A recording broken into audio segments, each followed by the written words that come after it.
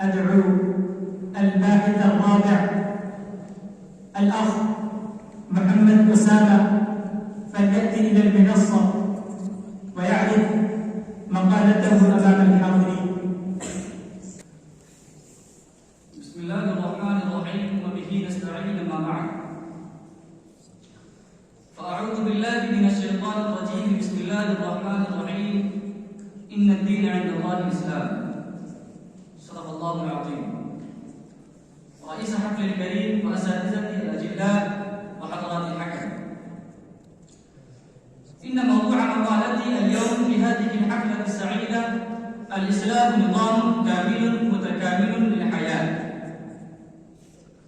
لا شك فيه أن الإسلام دين كامل متكامل ونظام شامل للبشرية جمعا وللإنسانية قاطبة، لأن الله تبارك وتعالى قد أكمل هذا الدين عن النبي الخاتم صلى الله عليه وسلم، حيث قال: اليوم أكملت لكم دينكم وأتممت عليكم نعمتي ورضيت لكم الإسلام دينا. سورة المائدة. فقد ثبت جليا من هذه الآية المباركة أن هذا الدين الذي جاء بنبينا قد كمل وتم تماما، وفيه دواء لكل داء، وفيه حل المشكلات كلها صغيرها وكبيرها، دقيقها وجليلها وظاهرها وباطنها. أيها الإخوة الأحباء، أنعم الله على عباده بنعم كثيرة وعظيمة، ومن هذه النعم نعمة الإسلام الذي هو أفضل الأديان السماوية وأقومها، فقد أعطى كل ذي حق حقه، والدين يأمر بجميع مكارم الأخلاق جملة وتفصيلا، وينهى عن مساوي الأخلاق جملة وتفصيلا. أما في الإسلام لا فرق بين الأمير والمأمور والحاكم والمحكوم والراعي والرعية، بل كلهم سواسية في عين القانون الإسلامي. هذا معلوم لديكم أن نبينا أعلن بين الناس: يا أيها الناس لو سرقت فاطمة بنت محمد لقطعت يدها. هذا نظام الإسلام. كما أنتم تعلمون توجد الراحة والحرية في نظام الإسلام. إن تريدوا أن تحصلوا الراحة الطمأنينة في الدنيا يجب عليكم أن تدخلوا في نظام الإسلام كافة، كما قال الله تعالى في كتابه المقدس: يا أيها الذين آمنوا ادخلوا في السلم كافة. سورة البقرة. فالإسلام عبادة في المسجد، وكفاح في المجتمع، وجهاد في الميدان، فهو إيمان في ناحية، تشريع في ناحية أخرى، عاطفة في مكان، وتفكير وتدبر في مكان. فيه الصلاة وفيه الزكاة وفيه الحج وفيه الصدقة وفيه البر والإحسان، وفيه التضحية والإيثار والاستقامة والثبات، وفيه الدعوة إلى الله، النضال في سبيله، وهو دين الفرد ودين الجماعة ودين الدولة والمجتمع.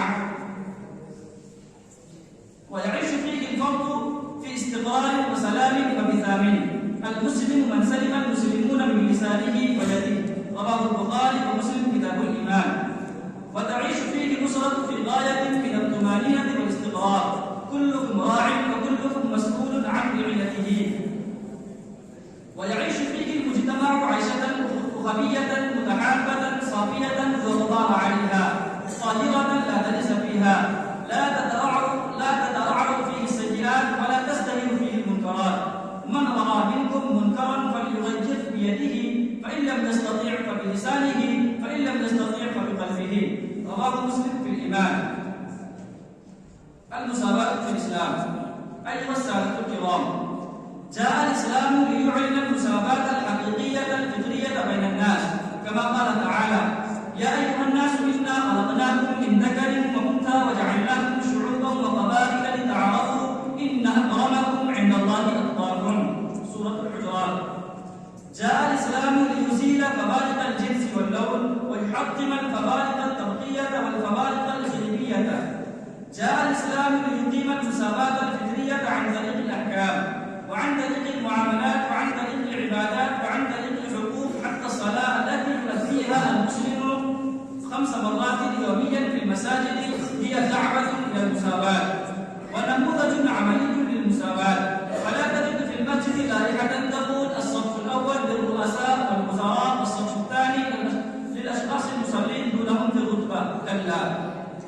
ثم تجد الحرية بكاملها بين هؤلاء المصلين، فهذا يلبس قميصا طويلا وذاك يلبس قميصا قصيرا، هذا يلبس سروالا شرقيا وذاك يلبس بنطلونا غربيا، هذا يلبس قلنسوة وذاك يلف عمامة، وثالث يصلي عالي الرأس. تجد الناس مختلفين بأزيائهم وأشكالهم من بلد إلى بلد ومن مهنة إلى مهنة أخرى، ولكنهم مساوون في الحقوق والواجبات. أقدمهم في الصف أسبقهم، وأكرمهم عند الله أتقاهم. وقد أعلن النبي صلى الله عليه وسلم في عرفة: يا أيها الناس إن ربكم واحد وإن أباكم واحد، لا فضل لعربي على عجمي ولا لعجمي على عربي ولا لأحمر على أسود ولا لأسود على أحمر إلا بالتقوى، إن أكرمكم عند الله أتقاكم. ألا هل بلغت؟ قالوا: بلى يا رسول الله. قال: فليبلغ الشاهد الغائب. العدل في الإسلام.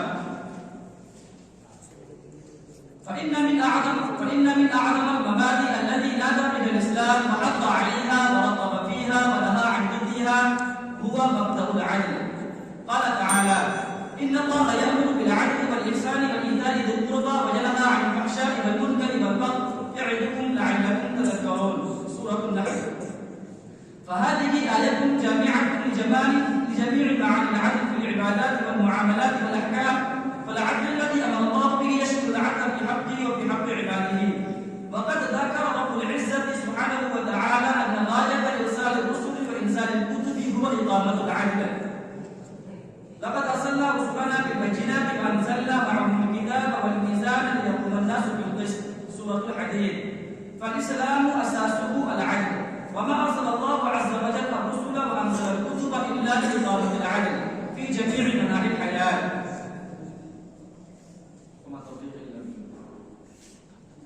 بعد ذلك الأخ محمد عرباد من السنة الثانية من العالية.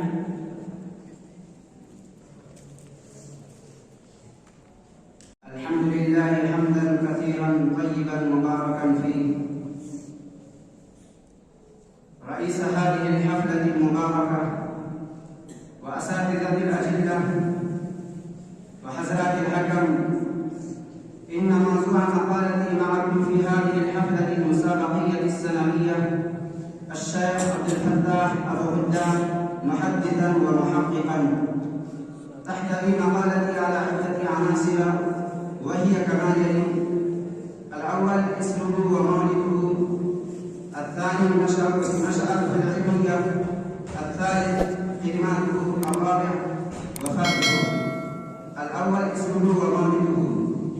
كان الشيخ عبد الفتاح أبو هدام من أبرز علماء عصره، فقد امتاز في فن الحديث الشريف والدراسة والتحقيق. ولد في شهر رجب سنة 36 وألف من الهجرة، المصادف 9 من مايو عام 17 و900 وألف من الميلاد في مدينة حلب في سوريا. وكان ينتمي إلى أسرة مخزومية من قبيلة قريش، وكان من ذرية خالد بن الوليد رضي الله عنه، وكان الحنفي مذهبا والحج قبلا. وكان والده محمد بن بشير بن حسن أبي عكا صالحا ورعا تقيا وعبد الله تعالى، يكثر من تلاوة القرآن الكريم ولازم العلماء والمشايخ في عصره، واستفاد من مجالسهم وإفاداتهم، وكان في التجارة والمنسوجات. نشأته العلمية. نشأ في أسرة علمية متدينة، ودخل أولا في أحد الكتاتيب للدراسة والتعليم، ثم التحق بالمدرسة الأسرية التي أنشئت برعاية الخلافة العثمانية للتعليم العالي، وقضى هنا 6 سنوات، فبرز بين الأقران وفاقهم علما ومعرفة. ثم واصل دراسته في الجامع الأزهر بمصر عام 44 و900 وألف من الميلاد، ونال شهادة العالية عام 48 و900 وألف من الميلاد، وتخصص في اللغة العربية وأتى في كلية اللغة العربية عام 50 و900 وألف من الميلاد، ونال علم النفس. ثم عاد إلى وطنه حلب، واختير مدرسا في مدارس حلب، وأخيرا في جامعة دمشق، ثم انتقل إلى جامعة سعود الإسلامية بالرياض، وقد استفاد في الفقه بوجه خاص من العلامة مصطفى الزرقاء والشيخ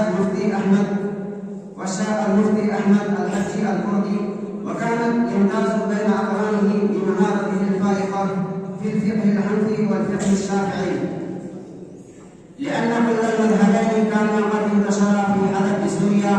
ومن أعلام العرب والعجم الذين استفاد منهم الشيخ عبد الفتاح الغدة العلامة الشيخ محمد زاهد الكوثري الذي كان مشغوفا بحفظه، والشيخ الداعية الإمام حسن البنا الذي تشرف بزيارته زمن دراسته في الجامع الأزهر. خدماته: كان الشيخ عضوا تأسيسيا لرابطة العالم الإسلامي، كما انتخب مرتين مرشدا للإخوان المسلمين في سوريا، وكان عضوا في المجلس العلمي بالرياض والمجلس العلمي بالعراق. نال الشيخ عبد الفتاح الغدة بسامات وجوائز تكريما لخدماته في علم الحديث، ومن أبرز هذه الوسامات وجائزة التكريم العلمي نالها منزلة أستاذ عبد المنصور خواجة في اجتماع في 15 ذي-القعدة عام 14 و400 وألف من الهجرة، حضره أعلام العالم الإسلامي والبلدان العربية، كلهم أثنوا على إنجازات الشيخ عبد الفتاح الغدة، وكان من بينهم الشيخ علي الطنطاوي والشيخ مصطفى الزرقاء والأستاذ محمد علي الحاشمي والشيخ محمد عوامة والشيخ زياد الدين الصابوني وغيرهم. أما مؤلفاته وكتبه المحققة فهي تقرب إلى 67 نذكر بعضا منها تحقيق لسان الميزان للحافظ العلامة ابن حجر العسقلاني، قام بنشره بعد وفاته نجم الكريم الأستاذ سلمان أبو غدة، وطبع في 10 مجلدات زخام.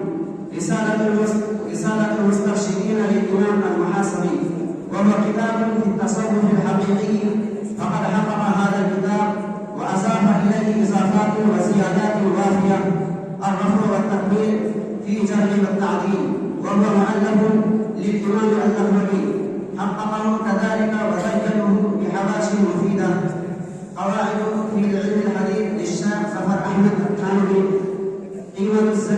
قيمة الزمن عند العلماء، وهو مؤلف قيم جماله. الرسول المعلم وأساليبه في التعليم، العلماء الأعزاء الذين آثروا العلم على الزواج، من أدب الإسلام الإسناد من الدين، صفحات من صور العلماء. وفاته: توفي الشيخ عبد الفتاح الغدة يوم الأحد 9 من شعبان سنة 17 و400 وألف من الهجرة، المصادف فبراير 16 عام 97 و900 وألف من الميلاد بالرياض، وكان عمره 81 عاما، وعمل إتمامه إلى المدينة المنورة، ودفن في مقبرة البقيع فيها، وصلى عليه كثير من أحبائه في البلدان المختلفة صلاة الغائب، وكان آخر ما نفض به كما يقول نجد الشيخ أبو غدة كلمة لا إله إلا الله. غفر الله له وتقبل منه جهوده وخدماته العلمية والدينية، ونفع بها الأمة في كل زمان ومكان. أكتفي بهذه الكلمات وآخر دعوانا وبعد محمد عبد الله من السنة الأولى من العالية فليأتي إلى المنصة ويقدم أمامنا مقالته.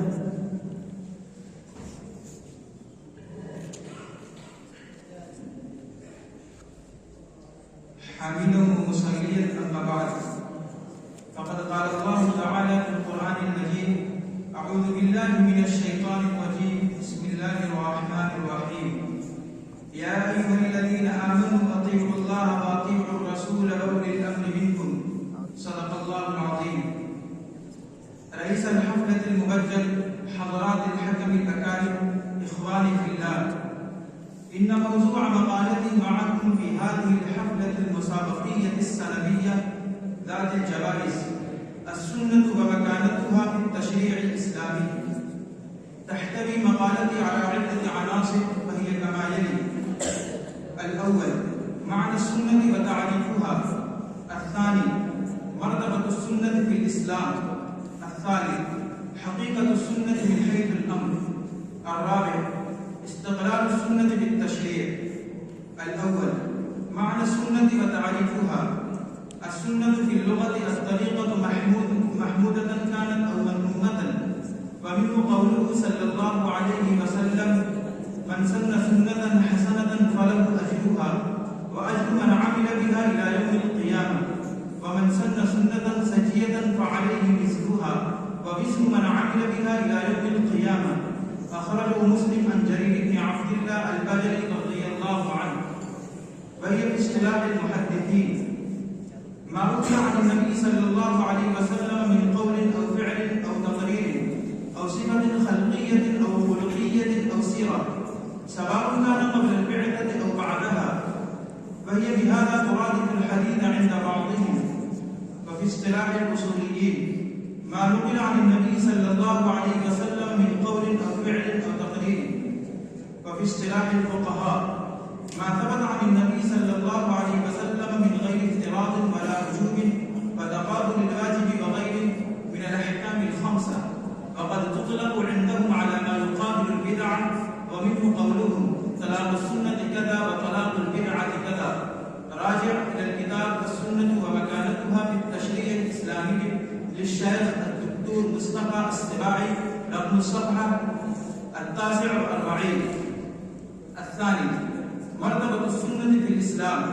أنزل الله القرآن على رسوله صلى الله عليه وسلم هدى للمتقين ودستورا للمسلمين وشفاء للصدور الذين أراد الله لهم الشفاء ونبراسا لمن أراد الله لهم الفلاح والضياء، وهو مشتمل على أنواع من الأغراض التي بعث الله من أجلها الرسل، ففيه التشريع والآداب والترغيب والترهيب والقصص والتوحيد، وهو مقطوع بصحته إجمالا وتفصيلا، ومن شك في آية أو كلمة أو حرف من حروفه لم يكن مسلما. وكان المسلمون في حاجة إلى معرفة بيان رسول الله صلى الله عليه وسلم مع حاجتهم إلى معرفة كتاب الله تعالى، ولا يمكن أن يفهم القرآن على حقيقته وأن يعلم مراد الله تعالى من كثير من آيات الأحكام فيه إلا بالرجوع إلى رسول الله صلى الله عليه وسلم الذي أنزل الله عليه الكتاب ليبين للناس ما نزل إليهم من ربهم من الكتاب. السنة ومكانتها في التشريع الإسلامي على صفحة 76 و300. الثالث حقيقة السنة من حيث الأمر. حقيقة السنة من ناحية الاحتجاج بها أنها في المرتبة الثانية بعد القرآن كما قرره الكثير من العلماء، وهي تابعة له لأنها علاوة على كونها بيانا وإيضاحا له، لا تخرج عن مبادئه وقواعده العامة حتى فيما تقرره من الأحكام التي لم يرد ذكرها في القرآن.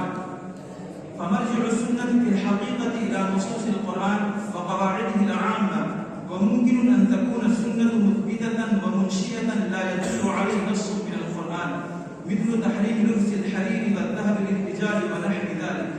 والسنة بصورة عامة ضرورية لفهم الكتاب لا يمكن أن يستغنى عنها في منهجه وتطبيقه، ولكن لا يقبل منها في تشريع الأحكام الفقهية إلا ما كان صحيح الثبوت بشرائط معينة شديدة، كما ذكر المصنف في كتاب أصول الفقه الإسلامي على صفحة 60 و200.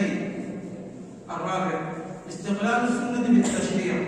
لا نزاع بين العلماء في أن نصوص السنة على 3 أقسام. أولا ما كان مؤيدا لأحكام القرآن موافقا له من حيث الإجمال والتفصيل، وذاك مثل الأحاديث التي تفيد وجوب الصلاة والزكاة والحج والصوم من غير تعرض لشرائطها وأركانها، فإنها موافقة للآيات التي وردت في ذلك، كحديث بني الإسلام على 5: شهادة أن لا إله إلا الله وأن محمدا رسول الله وإقام الصلاة وإيتاء الزكاة وصوم رمضان وحج البيت من استطاع إليه سبيلا، فإنه موافق لقوله تعالى: وأقيموا الصلاة وآتوا الزكاة، سورة البقرة، ولقوله: يا أيها الذين آمنوا كتب عليكم الصيام كما كتب على الذين من قبلكم، سورة البقرة، ولقوله ولله على الناس حج البيت من استطاع إليه سبيلا سورة آل عمران. ثانيا ما كان مبينا لأحكام القرآن من تقييد مطلق أو تفصيل مجمل أو تخصيص عام كالأحاديث التي فصلت أحكام الصلاة والصيام والزكاة والحج والبيوع والمعاملات التي وردت مجملة في القرآن، فهذا القسم هو أغلب ما في السنة وأكثرها ورودا. ثالثا ما دل على حكم سكت عنه القرآن فلم يجيبه ولم ينفي كالأحاديث التي أثبتت حرمة الجمع بين المرأة وعمتها أو خالتها وأحكام الشفعة ورجم الزاني البكر المحصن وتغريب الزاني البكر وإرث الجدة وغير ذلك. راجع إلى الكتاب السنة ومكانتها في التشريع الإسلامي على صفحة 80 و300. أكتفي بهذه الكلمات وآخر دعوانا أن الحمد لله رب العالمين. محمد عثمان من السنة الأولى من العالية.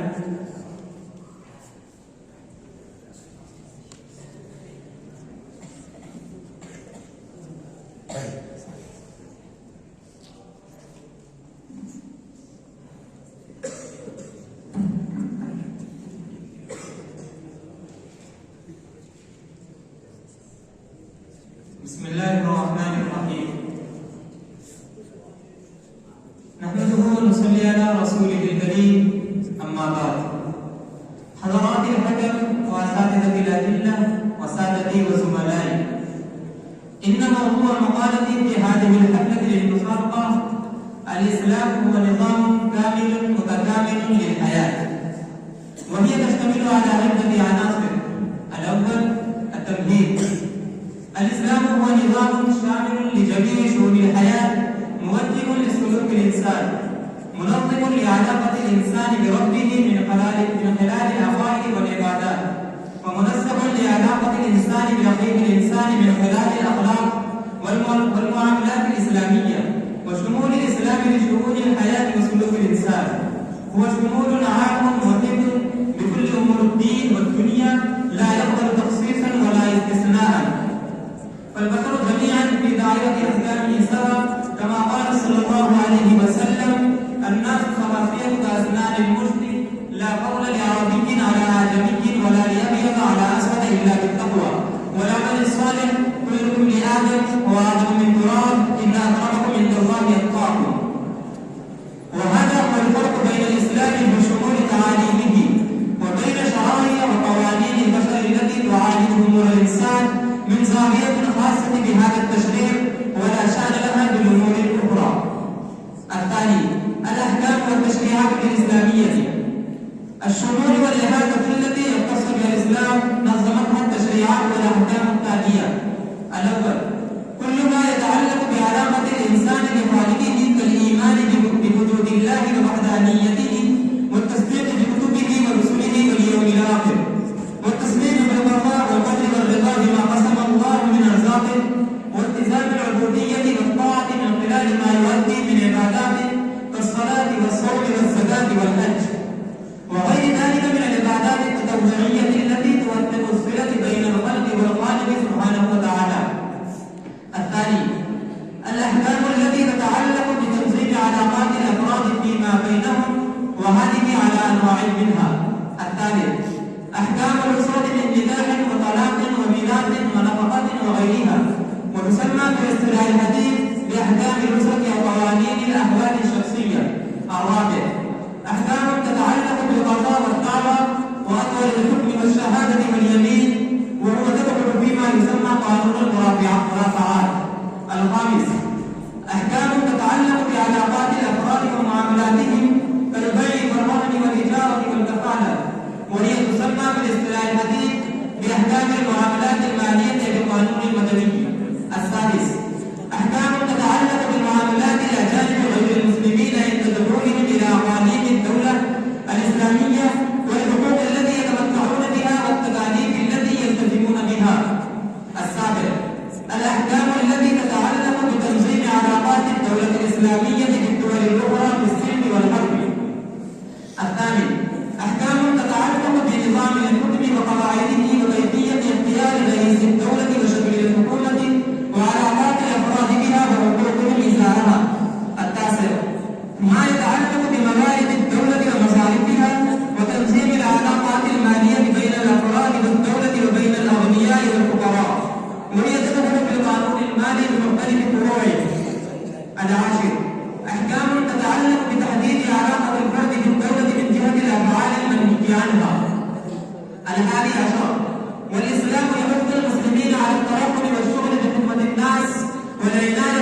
أعمال الإغاثة وحل مشاكل اجتماعية واقتصادية، فلا تلتفت عنايته إلى جانب إصلاح النفس وتوفيق الصلة مع الله والتخلق بالأخلاق الإسلامية وبأعمال الدعوة والتربية ورد الظلم في غير مجتمعه الذي يعيش فيه. فتبقى كثير من المسائل والمشاكل والأمراض الاجتماعية والانفرادية غير معالجة لأنه ليس هناك من يهتم بها. إن هذه المعالجة المنفصلة لمسائل المسلمين لا تنفع المسلمين كافة ولا تحدد انطلاقا عاما فيهم، إنها لا شك جهود صالحة لها ثمارها ونتائجها يشكر عليها القائمون عليها وينجرون ذلك رفع الأمة الإسلامية ككل لا يتم إلا بجهود موحدة تشارك فيها سائر الطاقات والقوى العاملة بالتناسق وانسجام بين جوانب العمل وتكافؤ القوى وتمثيل سائر الجوانب بأقدار مؤجلة في الحياة بحيث تنطلق العبادة بالأخلاق وخدمة الإنسان والدعوة والتربية. ويجد الإسلام تمثيله المتناسب في حياة المسلمين وخاصة في حياة العاملين، ويقف المسلمون صفا واحدا في قيادة موحدة خالصة لعزة الإسلام والمسلمين واعية بالأخطار والتحديات مصيرة بطرق المعالجة وتحقيق هذا الهدف. كما جاء في الحديث النبوي الشريف قال رسول الله صلى الله عليه وسلم: المؤمن بالمؤمن كالبنيان يشد بعضه بعضا، وورد: المسلم أخو المسلم لا يخونه ولا يغضبه ولا يغضب كل المسلم على المسلم حرام عرضه وماله ودمه التقوى. ها هنا بحسب امرئ من الشر أن يحتقر أخاه المسلم، رواه الترمذي. ولا تحسدوا ولا تباغضوا ولا تقاطعوا وكونوا عباد الله إخوانا، رواه مسلم. وقال صلى الله عليه وسلم: لا يؤمن أحدكم حتى أكون أحب إليه من والده وولده والناس أجمعين. فلا يكتمل الإيمان إلا بالتزام هذه التعاليم النبوية وتمثيلها. فالإسلام كالجسد لا يتم تأديبه ولا تظهر فعاليته إلا بتعاون جميع شعوب الإسلام في العمل الإسلامي، وهو أهم أهداف الدعوة للجمهور بالمسلمين في صورة عامة. ويمكننا أن نستفيد بتجارب الدعوة في الماضي بدلا من محاكاة الحركات المعاصرة المادية. أكتفي بهذه الكلمات. الآن أدعو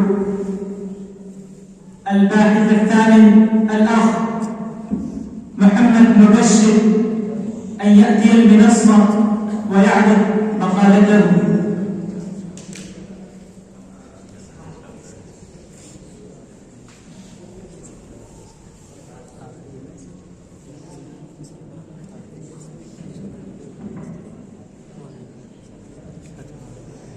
الحمد لله وحده والصلاة والسلام على من لا نبي بعده، أما بعد.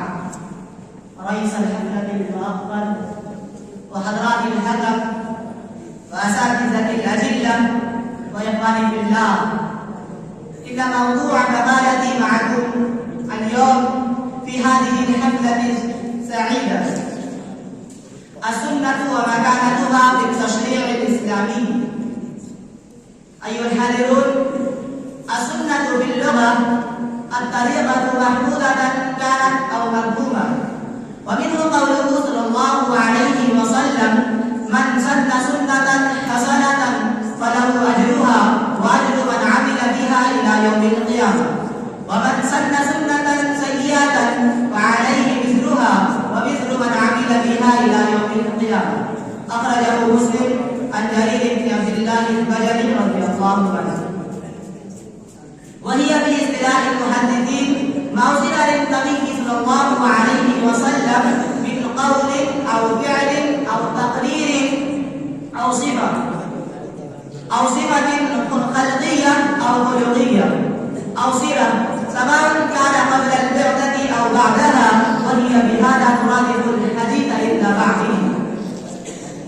ومما لا ريب فيه أن مثل القرآن قطعي الثبوت، ثم منه ما هو قطعي الدلالة، ومنه ما هو تنبيها.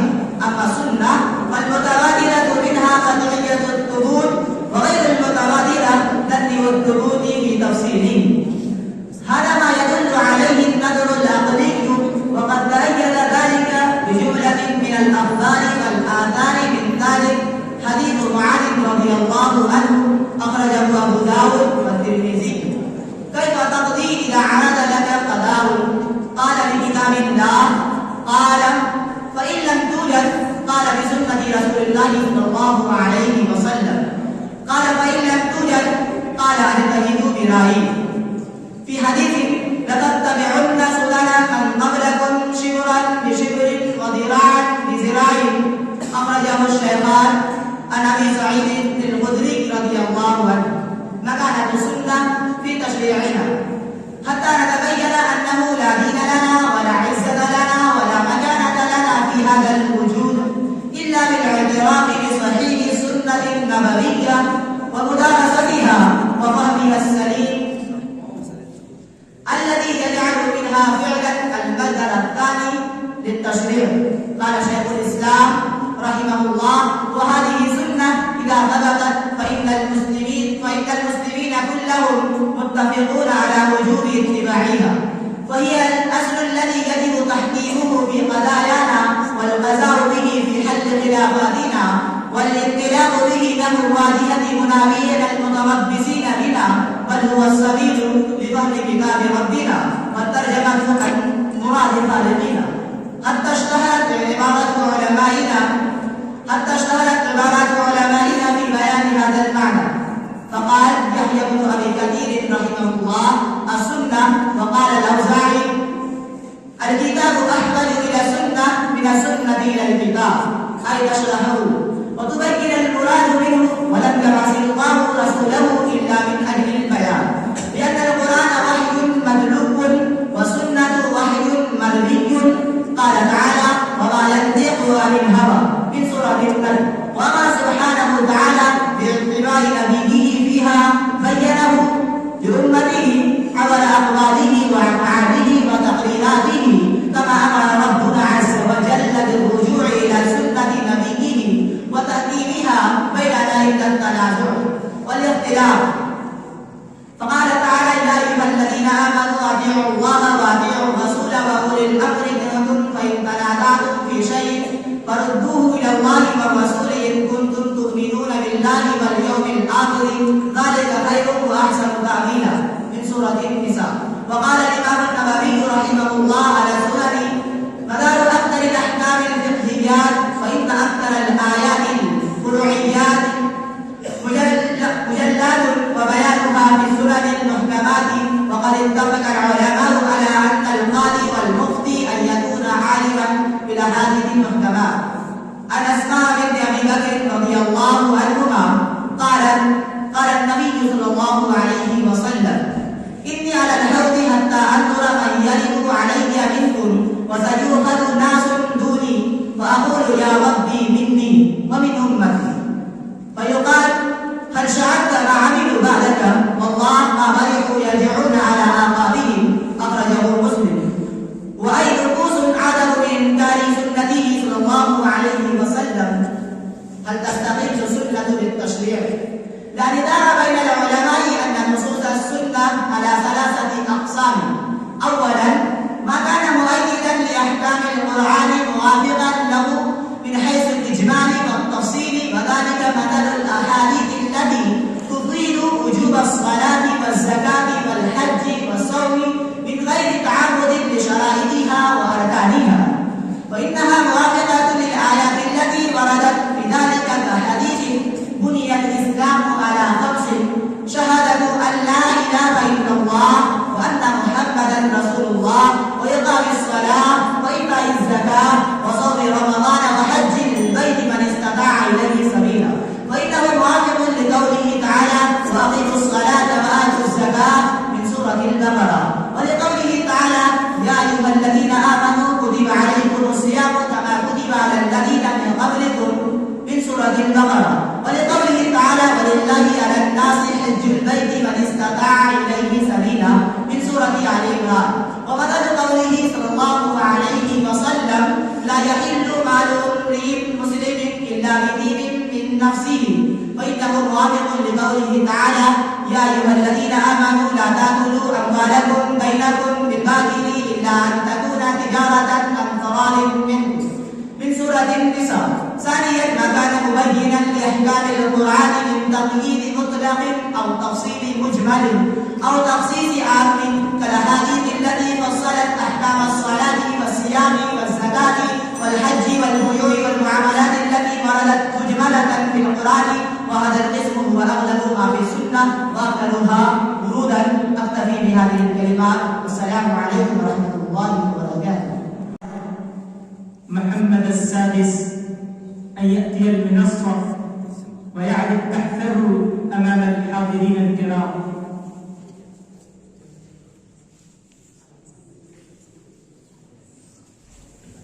الحمد لله رب العالمين، والصلاة والسلام على رسول الله وعلى آله وصحبه أجمعين، أما بعد، فقد قال الله عز وجل في كتابه المقدس: أعوذ بالله من الشيطان الرجيم، بسم الله الرحمن الرحيم: وجعلنا من الماء كل شيء حي. صدق الله العظيم.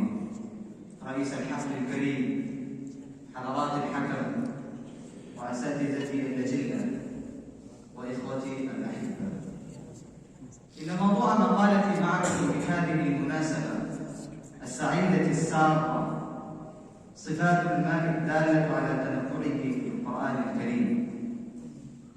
أيها الإخوة الأحبة، إن القرآن قد اهتم بالماء اهتماما فائقا، وقد وردت كلمة الماء 63 مرة في 60 آية، وقد ذكرت في 3 آيات كلمة الماء مرتين.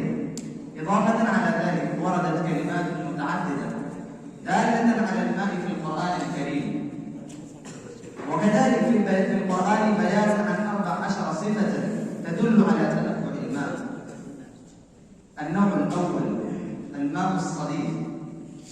قال الله تعالى: من ورائه جهنم ويسقى من ماء صديد. سورة إبراهيم الآية 16. الصديد لغة القيح الذي يفسد به الجرح، ومعناه في القرآن وهو ما يسيل من جلود أهل النار.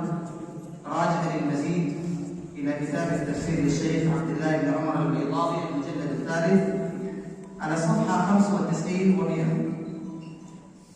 وهو الذي يعطيه الله سبحانه وتعالى الكافرين للشرب، ولما جاء الرسل إليهم كفروا وجحدوا به تكبرا وتعنتا، فسوف يدخلهم الله في النار، وحينما يطمعون فيها يشربون من ماء صديد وقد هيأه الله من جلود أهل النار، فإذا أدنى منه شرى وجهه بشدة حره، وإذا شربه احترقت أمعاؤه التي تخرج من دبره مذابة. الثاني الماء المهل. قال الله تعالى: وقل الحق من ربكم فمن شاء فليؤمن ومن شاء فليكفر. إنا أعتدنا للظالمين نارا أحاط بهم سرادقها وإن يستغيثوا يغاثوا بماء كالمهل يشفي الوجوه بئس الشراب وساءت مرتفقا. سورة الكهف رقم الآية 29. المهل لغة ضردي الزيت، كما ذكر في كتاب التفسير للشيخ البيضاوي على صفحة 76 ورقم 400. وأيضا هو المعدن المذاب كالفضة والحديد والنحاس والذهب. وفي تفسير ابن كثير قال ابن عباس: المهل الماء الغليظ مثل ضردي الزيت. وقال مجاهد: هو كالدم والقيح. وقال عكرمة: هو الشيء الذي انتهى حقه. وقال آخرون: هو كل شيء أذيب. راجع إلى تفسير ابن كثير المجلد 5 على صفحة 54 و100. الثالث الماء الطهور. قال الله تعالى: وهو الذي أرسل الرياح بشرا بين يدي رحمته وأنزلنا من السماء ماء طهورا. سورة الفرقان رقم الآية 48. الطهور لغة الطاهر في نفسه المطهر لغيره، فهو اسم لما يتطهر به، كالسحور اسم لما يتسحر به، والفطور اسم لما يفطر به. والدليل عليه ما روي عن النبي صلى الله عليه وسلم أنه قال في البحر: هو الطهور ماؤه والحل ميتته. وأراد به المطهر، فالماء مطهر لأنه يطهر الإنسان من الحدث والنجاسة، كما قال في آية أخرى: وينزل عليكم من السماء ماء ليطهركم. وذهب بعضهم إلى أن الطهور ما يتكرر منه التطهير، كالصبور اسم لما يتكرر منه الصبر، والشكور اسم لمن يتكثر منه الشكر. راجع إلى كتاب التفسير للشيخ عبد الله بن عمر البيضاوي المجلد الخامس على صفحة 87. الرابع الماء المهين. قال الله تعالى: ثم جعل نسله من سلالة من ماء مهين، سورة السجدة رقم الآية 8. وقال أيضا: ألم نخلقكم من ماء مهين، سورة المرسلات رقم الآية 20. المهين لغة الضعيف والحقير. قال ابن كثير رحمه الله في تفسيره: الماء المهين ضعيف حقير بالنسبة إلى قدرة الباري عز وجل. وهذه الآية تبين ضعف الإنسان، لأن إذا تأملنا عن خلقيتنا لا نتكبر ولا نجحد ربنا الذي خلقنا ولا إعادتنا، لأن من يقدر على خلقنا من مثل هذا الماء الحقير يستطيع أن يعيدنا كما بدأنا، وهو قادر على كل شيء. الخامس الماء غير الآسن. قال الله تعالى: مثل الجنة التي وعد المتقون فيها أنهار من ماء غير آسن، سورة محمد رقم الآية 25. الماء غير الآسن لغة غير متغير الريح والطعم. قال ابن كثير رحمه الله في تفسيره: قال ابن عباس رضي الله عنهما والحسن وقتادة يعني غير متغير. وقال قتادة الضحاك وعطاء الخراساني غير منكر. والعرب تقول: أسن الماء إذا تغير ريحه. وفي حديث مرفوع أورده ابن أبي حاتم غير آسن يعني الصافية التي لا كدر فيه. راجع إلى تفسير ابن كثير على صفحة 212 و300. يبين الله سبحانه وتعالى في هذه الآية عن الأنهار التي هي في الجنة، وهي ليست كما في الدنيا، لأن في الجنة أنهارا من ماء غير آسن، أي لا يتغير ماؤه أبدا كما تتغير الأنهار التي نراها في الدنيا. السادس الماء الحميم. كمن قال تعالى: كمن هو خالد في النار وسقوا ماء حميما فقطع أمعاءهم. الحميم لغة الماء الشديد الحرارة.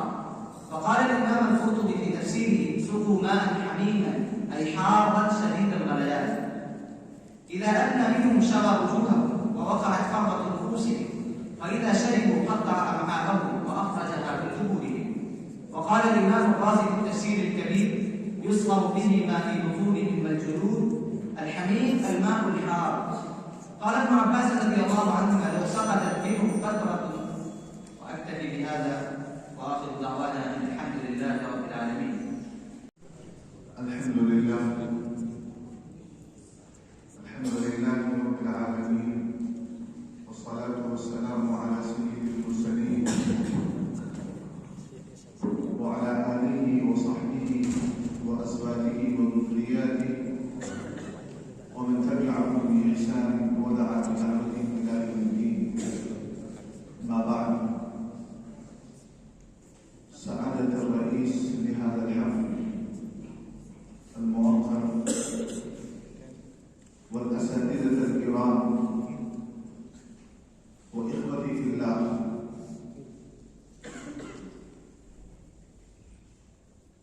قد حضرنا في هذه البرامج العربية الأدبية التي عقدت في رحاب هذه الدار، واستفدنا من جهودكم الطيبة المباركة الميمونة في مختلف مجالات العلم ومجالات الأدب، وقد سعدنا كذلك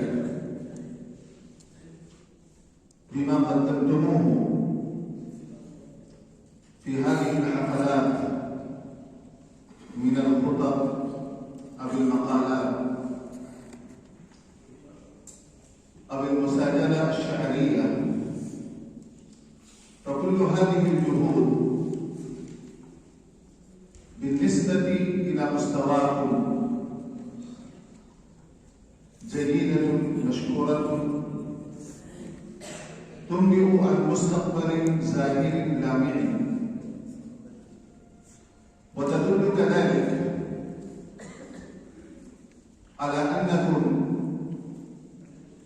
تواصل تام بتوجيهات المشرفين من الأساتذة والمسؤولين عن هذه الدار، لأنكم وفقتم إلى حد لعقد هذه البرامج على حسب ما يترقى منكم وعلى نظام مرتب معين. فهذه الجهود يستحق منا الثناء والإشادة، الإشادة الكافية الصالحة. ولكن هناك بعض الملاحظات في هذه البرامج المنعقدة أخيرا، وأرى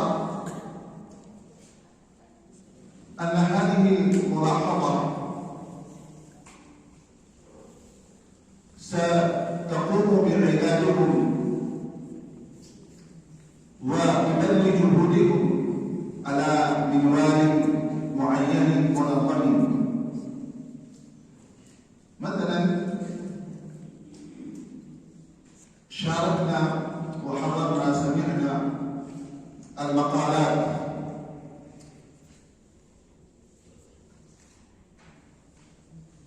فانطباعي عن الحفلة المشتملة على تقديم المقالات كما رأينا أن المقالات كما أنكم تعرفون المقال بحسب الموضوع ينقسم إلى عدة أقسام، فمنها المقال العلمي أو المقال الوصفي الأدبي. وجدنا أن الموضوعات المحددة لكم هي الموضوعات العلمية، ويناسب إذا أردنا أن نكتب مقالا على موضوع علمي أن تكون لغته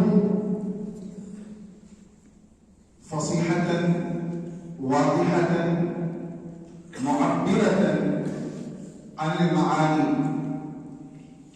وأن يكون البحث أعد على النظام على المنهج الوضوحي وعلى الترتيب الدقيق، بحيث لا يتدخل الكاتب في أجزاء المقال المتفرعة عنه، بل يكون بحثه مركوزا على صلب الموضوع، وأن يستوفي حق المقال من التحقيق والبحث دون الالتفات إلى الجوانب الغير ضرورية إذا كان المقال محدودا بالوقت، والوقت لا يكفي ولا يسع للاعتناء بالجوانب الفرعية أو الجزئية. فمثلا هنا رأينا السنة ومكانتها في التشريع الإسلامي، وكذلك موضوع الشيخ أبو قدة محدثا ومحققا. فهذه الموضوعات مثل هذه الموضوعات يحتاج إلى البحث المطول، فيجب علينا إذا كان الموضوع بسيطا مطولا أن تكون عنايتنا مركوزة على الجانب الحاكي من صلب الموضوع وعلى المحور الرئيسي للموضوع.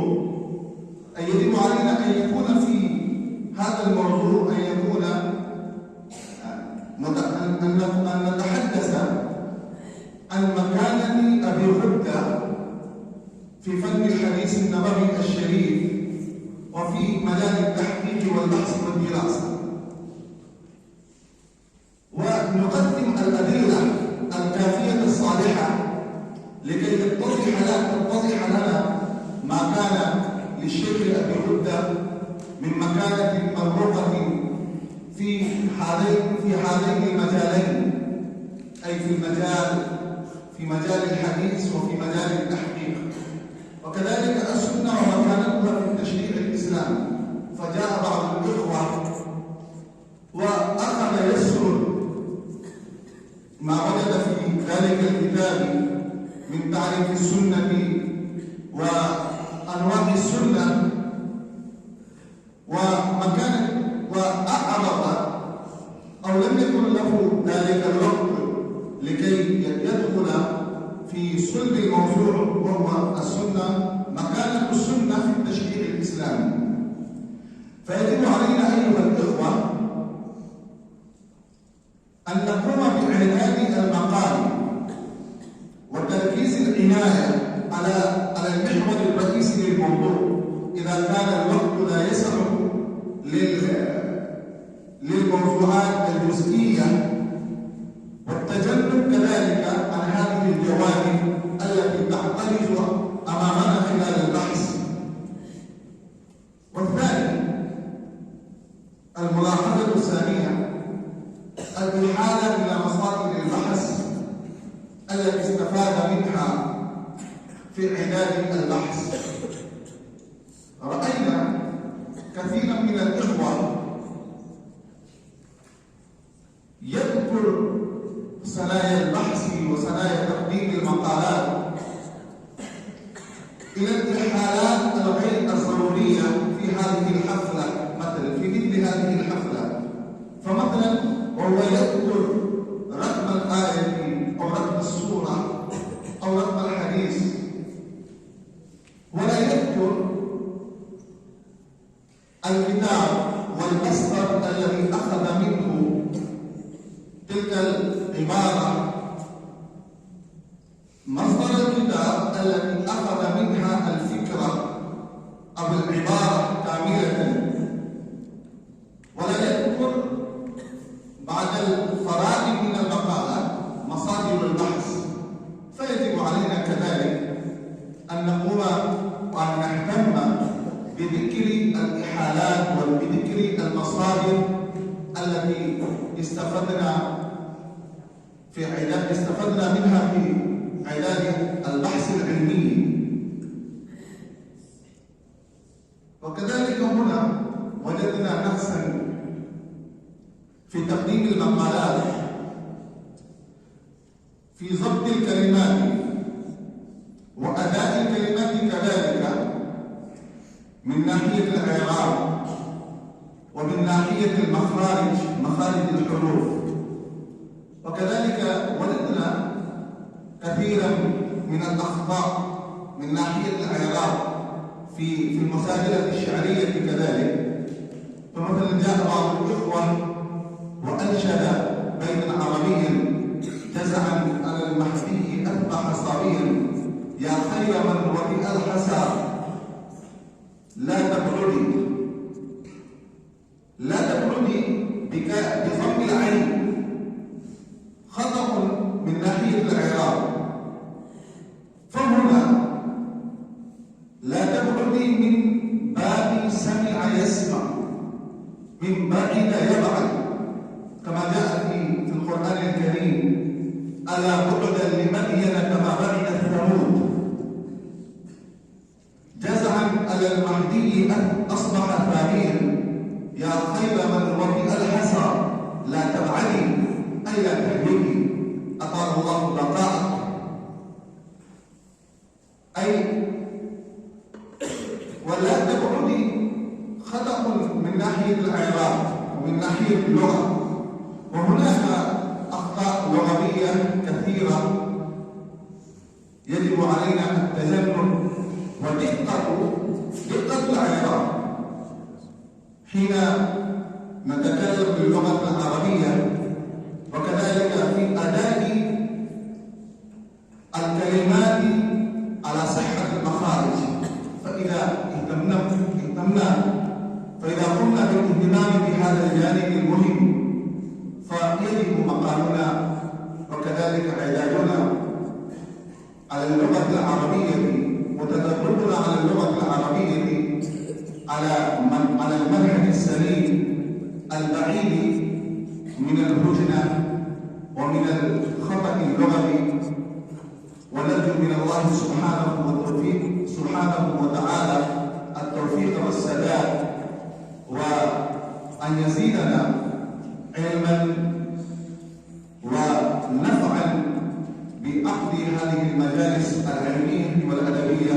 أقول هذا وأدعو الله لكم سبحانه وتعالى التوفيق والنجاة اللاحق في مستقبلكم اللامع. أكتفي بهذه الكلمات وما علينا من البلاغ.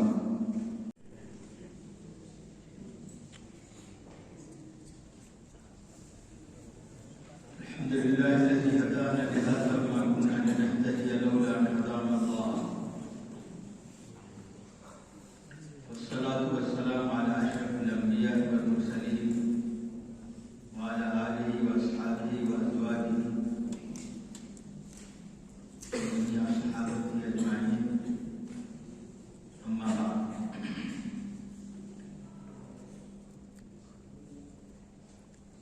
اعلموا أن الله يحيي الأرض بعد موتها،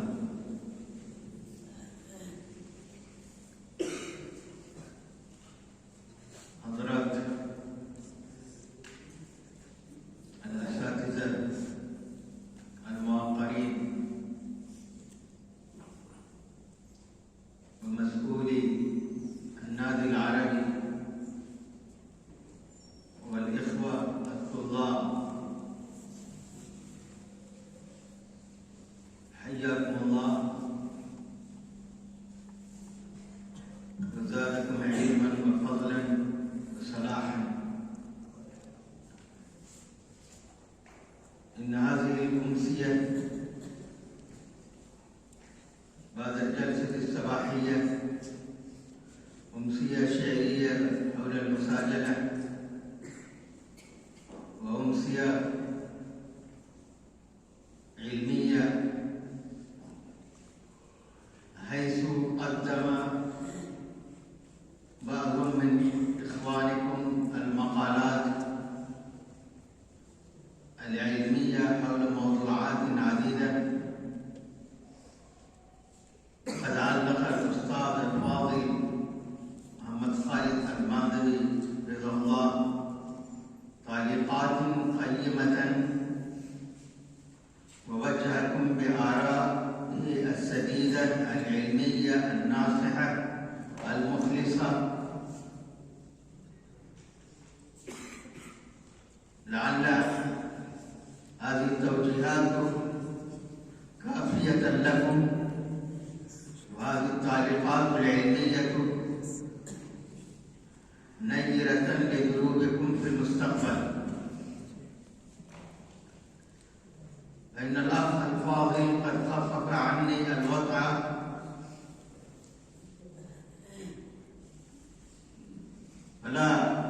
فما بقي لي أن أتحدث معكم طويلا، إلا أنني أريد أن أعبر عن عواطفي بعد استماع هذه المقالات بأنها جميلة وقيمة بالنسبة لكم نظرا إلى مستواكم العلمي. هذه بداية، ولكل بداية نهاية، وأرجو من الله أن تصلوا إلى نهاية في دروبكم العلمية الموضوعية، وستحققون آمال مسؤولي هذه الدار. هناك يا إخوان دروس يستفيدون منها في الفصول الدراسية. الدرس غير الخطاب، والخطابة غير المقالة، والمقالة العلمية وموضوعاتها كما عددها الأستاذ الفاضل قبلي: مقالات علمية، مقالات أدبية، مقالات تاريخية. هناك موضوعات لا تعد ولا تحصى، ولكن هذه المقالة التي تطلق الآن إنما تطلق المقالة على نوعين من الكتابة. هناك مقالات صغيرة لا توجد مثل هذه المقالات الصغيرة في الأدب العربي، وإنما توجد هناك في الأدب الكلاسيكي العربي القديم ديوان رسائل، وتختلف هذه الرسائل إلى إخوانية. الأصدقاء يوجهون الرسائل إلى أصدقائهم، والناس يكتبون الرسائل إلى أهلهم وذويهم. وهناك رسائل علمية، أصحاب العلم والفضل يعبرون عن علومهم وعن أفكارهم بشكل رسالة، وأحيانا تكون هذه الرسالة مثل الكتيب من كتاب صغير. ومثل هذه الرسائل كثيرة في اللغة العربية. أنا دائما أذكر كتابا لابن القيم رحمه الله، لما أن كتابه هذا الذي أريد أن أذكره كتاب جيد بالنسبة لطلبة العلوم الدينية. سأل طالب عن الشيخ ووجه إليه بعض الأسئلة، فأجاب الشيخ حتى صار هذه الرسالة كتابا مستقلا وطبع فيما بعد، وما زال يطبع هذا الكتاب في العصر الحاضر. الجواب الكافي لمن سأل عن الدواء الشافي. الجواب الكافي لمن سأل عن الدواء الشافي بين الشيخ فيها عن أثرات الذنوب، هذه الذنوب والمعاصي، ماذا تترك من آثارها السيئة. هذا كتاب مفيد جدا بالنسبة لطلبة العلم، ومفيد كذلك لعامة المسلمين. وهذه رسائل علمية، وهناك رسائل ديوانية ما تتعلق بالحكومة. فمثل هذه المقالات القصيرة الصغيرة لا توجد في اللغة العربية، وإنما توجد الآن في الصحف والجرائد اليومية، ما يسمى articles. وهناك مقالة علمية ما يسمى البحث العلمي الذي يكتبه الناس فيه لنيل شهادة الدكتوراه. فهذه المقالة دائما تكون غير الخطابة. الخطابة تتبنى على إثارة العواطف، والخطيب دائما يخاطب الجمهور ويحاول الإقناع عن طريق إثارة عواطف المستمعين الحضور.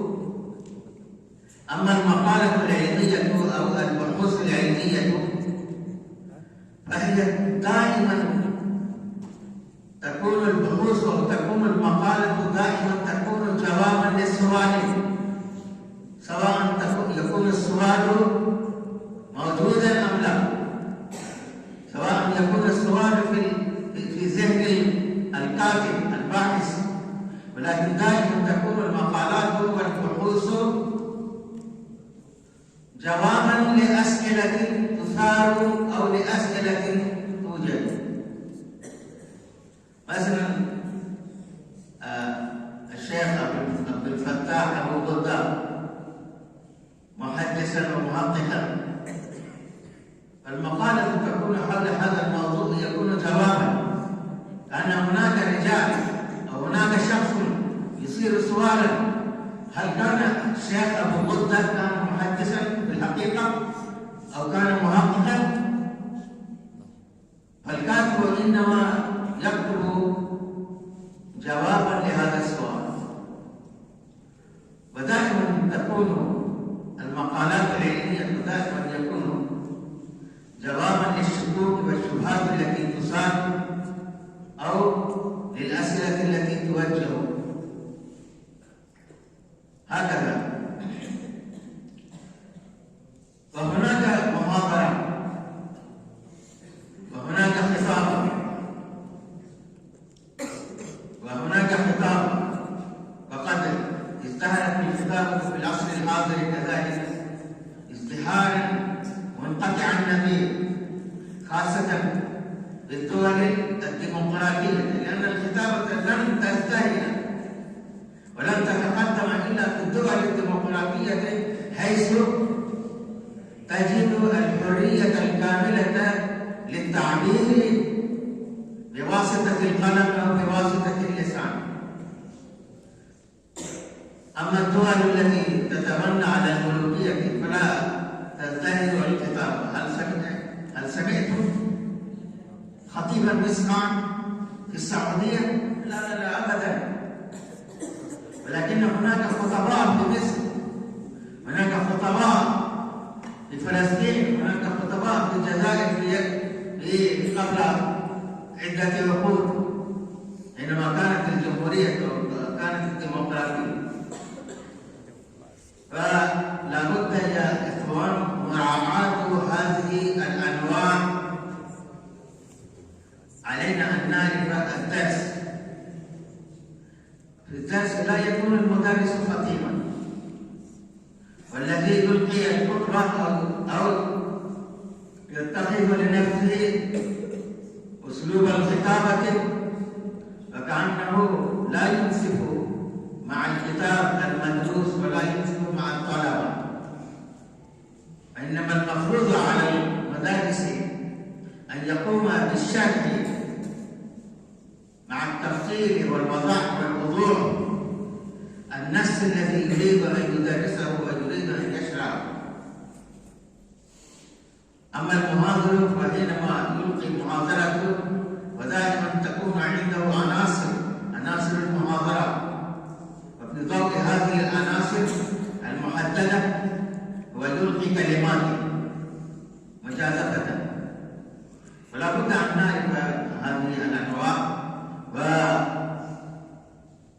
ونبشركم ونهنئكم بأنكم في بداية المرحلة التكوين. أنتم في البداية وأنتم طلاب بدائيون نظرا إلى مستواكم، ونحن نبدي سرورنا وإعجابنا بجهودكم هذه وبإلقائكم هذه الكلمات، وإن كانت هناك أخطاء لا شك، ولكن على كل حال نشجعكم على جهودكم هذه، ونشجعكم خاصة بالاشتراك والمساهمة في مثل هذا البرنامج.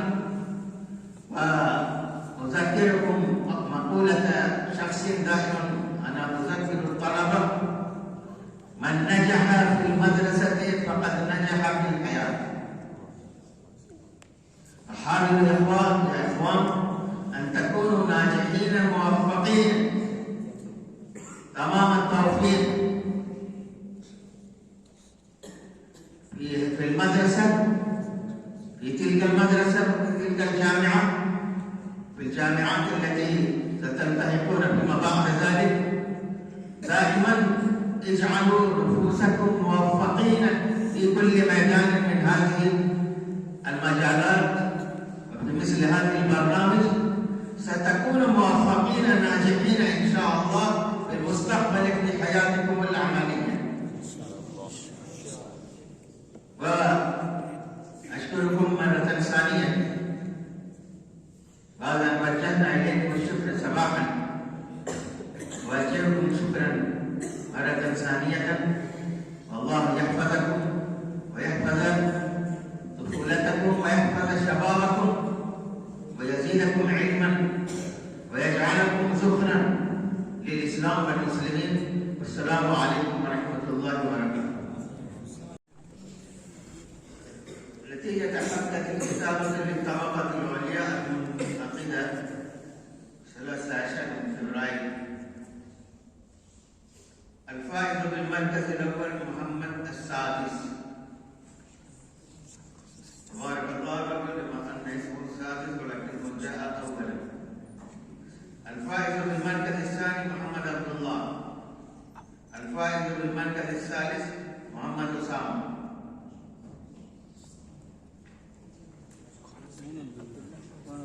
ونتيجة المساجلة الشعرية، الفائز كل أفريقة جريد، فإنه حصل 68 و200